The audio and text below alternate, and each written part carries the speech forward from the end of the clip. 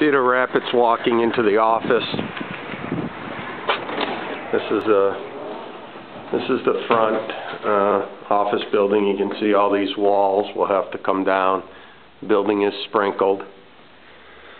So the thought might be if we can utilize the inside to do a door, maybe have the showroom running lengthwise instead of across the front.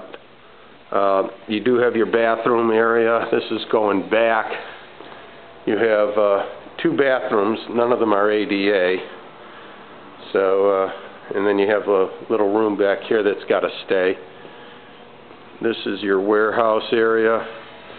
There's an area here that's got to be blocked off, tenant separation wall, your main sprinkler, and then again, this is your overhead door area. And that's it from Cedar Rapids.